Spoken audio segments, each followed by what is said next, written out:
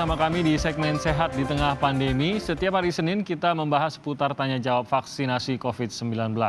Anda bisa melayangkan pertanyaan melalui Instagram @Indonesia_Kompas TV sehari sebelum tayang atau melalui telepon interaktif saat ini di nomor telepon 021 5366 0500. Hari ini ada Profesor Hingki, Prof. Hingki Hindra Irawan Satari, Ketua Komnas Kejadian Ikutan Pasca Imunisasi atau KIPI, yang akan menjawab pertanyaan Anda. Selamat pagi, Prof. Hingki.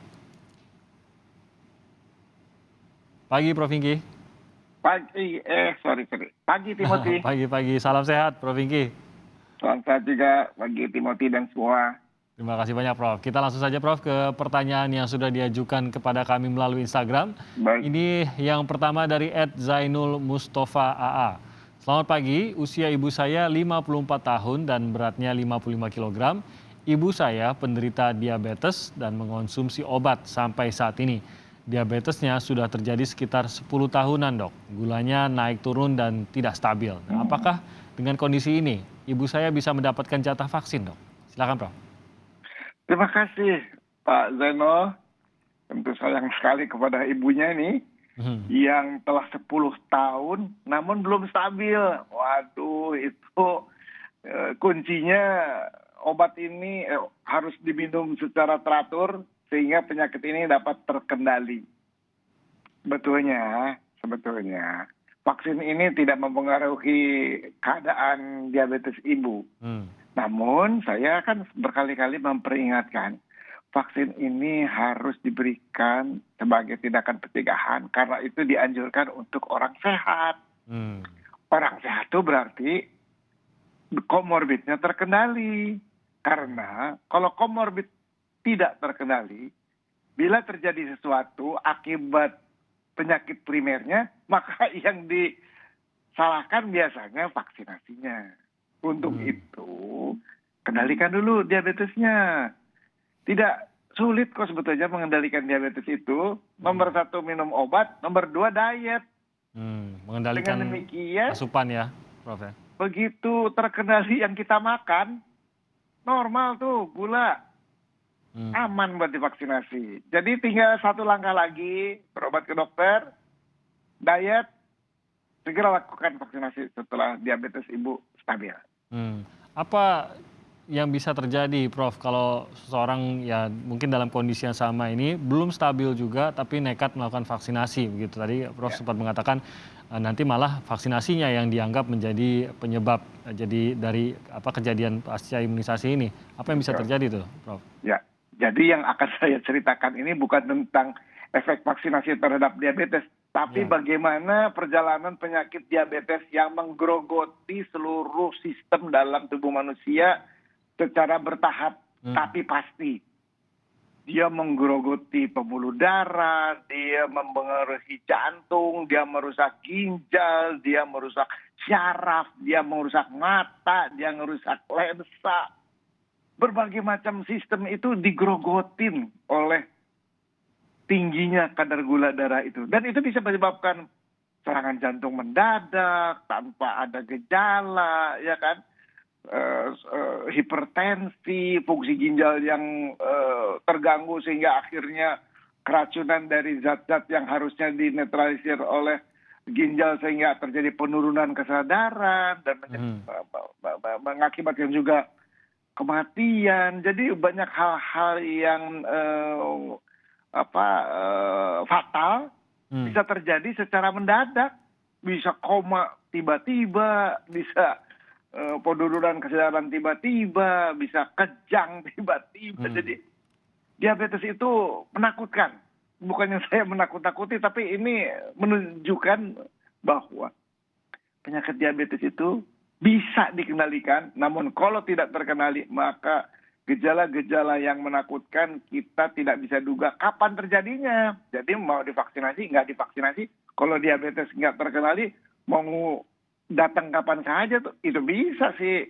Komplikasi-komplikasi yang menakutkan itu, karena itu kendalikan. Diabetes itu memang nomor 2 di dunia kita, penderitanya itu memang masalah utama. Ya, 5 masalah utama di Indonesia penyakit tidak menular, ya. Dan itu terlihat dari laporan-laporan yang kami terima Kejadian Ikutan Pasca Imunisasi.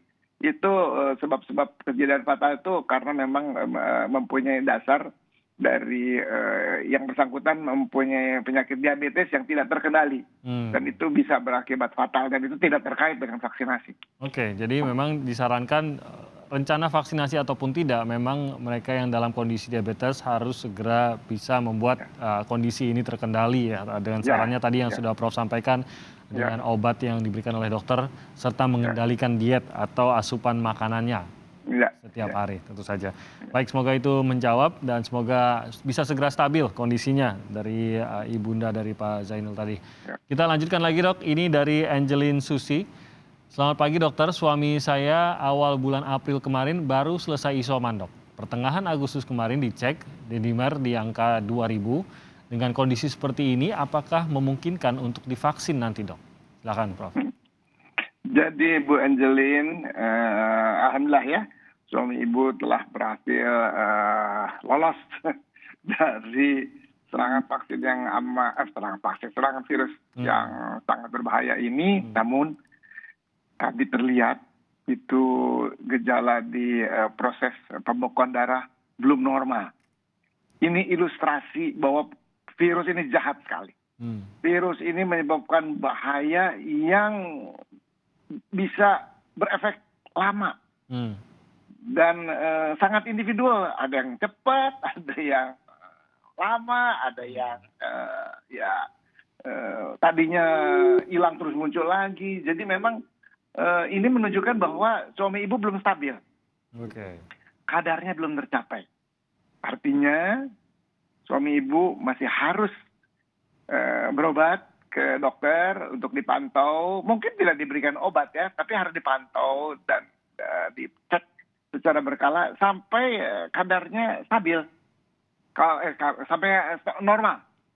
Kalau mekanisme pemberian sudah normal, maka dapat aman untuk diberikan vaksinasi. Jadi hati-hati, meskipun suami ibu sudah tidak menularkan lagi ya, namun keadaan tubuhnya secara umum masih ada yang ini alarm, ada signal gitu ya. Kalau kita lihat di dashboard mobil masih ada yang kuning gitu, kuning nyala. Warningnya gitu ya. Masih ada warning, ini indikator bahwa Bapak mesti kontrol teratur ke dokter untuk memastikan kembali fungsi-fungsi menjadi normal. Ya, jadi setelah normal silakan divaksinasi. Cara untuk membantu mempercepat penyembuhan atau normalisasi tadi bagaimana sebenarnya Prof? Apakah memang ada cara khusus kah atau memang lebih kepada gaya hidup kah atau bagaimana? Nah ini masih diteliti ya, obat sudah dipublikasikan ya, misalnya antiviral ya, terus kortikosteroid kapan dipakai, antibody kapan dipakai ya. Lalu teknik-teknik lain. Nah, yang ini masih dipelajari dan memang ada obat-obat yang bisa untuk mengendalikan kelainan pembekuan darah ini ya, tentu berobatnya ke spesialis penyakit dalam dan ahli atau konsultan hematologi. Namun tergantung dari parahnya juga ya, nilai si D-dimernya itu ya. Ada yang memang mengharapkan imun sistem secara alamiah mengatasinya, ada yang perlu bantuan obat. Saya nggak yakin mungkin ini perlu bantuan atau obat, apalagi nggak ada gejala ya. Namun dengan istirahat ya, gizi yang seimbang, mudah-mudahan dengan seiringnya waktu berjalan, karena kalau udah lebih dari 3 bulan itu namanya long COVID, itu lebih memerlukan perhatian khusus lagi ya. Tapi segeralah berobat ke dokter untuk memastikan cepat pulih mudah-mudahan, dan setelah pulih silakan divaksin. Ya, pantauan dokter ini juga akan bisa membantu untuk mencari cara yang paling tepat untuk bisa pulih secara cepat. Kita lanjutkan lagi Prof ke penanya berikutnya, ini dari @rian_azavernanda. Selamat pagi dokter, saya ada keluhan nyeri pada dada sebelah kiri, tepatnya tanggal 31 Agustus saya melakukan vaksinasi kedua, vaksinasi platformnya Sinovac. Ketika dicek darah saya rendah, 85/58. setelah menunggu lumayan naik jadi 95/60 dan tidak ada keluhan seperti pusing. Tetapi setelah vaksin COVID, malamnya saya merasakan nyeri pada dada sebelah kiri dan badan saya linu. Apakah ini efek vaksin juga, Dok? Baik. Terima kasih Rian. Jadi Rian merasa nyeri setelah divaksin COVID pada malam hari ya. Ini bisa disebabkan oleh vaksin, namun sangat jarang karena yang dikaitkan dengan nyeri dada itu sebetulnya bukan platform yang inactivated ya.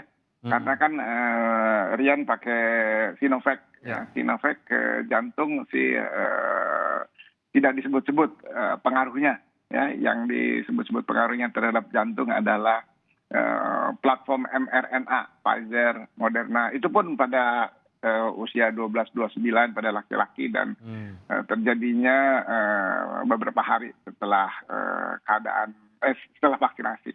Jadi saya anjurkan tentunya harus memeriksakan kesehatan kepada dokter untuk diperiksa rekaman jantung, untuk diperiksa foto, ya, dan untuk diperiksa juga PCR swab ya, apakah memang menderita COVID atau tidak. Tapi kalau hanya gejala itu saja sih mungkin bukan ya. Kalau misalnya nih diperiksa jantung normal ya, di foto normal, diperiksa lab, enzim-enzim jantung normal, itu termasuk kelompok immunization stress related response, artinya stres yang terkait dengan suasana imunisasi, bukan karena kandungan imunisasinya.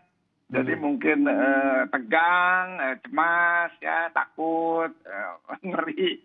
Jadi mempengaruhi biopsikososial dari Rian sehingga timbul penyakit somatik, penyakit badan, ya, yang dirasakan seperti tadi Rian sampaikan.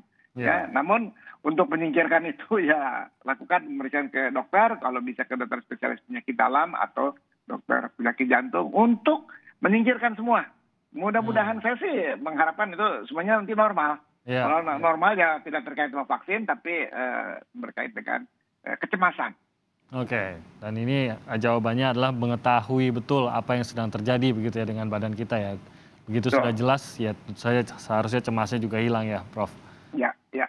Oke, baik Prof Hingki, nanti kita akan menjawab telepon. Nanti kami akan mulai menerima telepon dari Anda. Anda sudah bisa menghubungi kami mulai dari sekarang untuk bertanya langsung seputar vaksinasi COVID-19 ke Prof Hingki usai jeda berikut ini.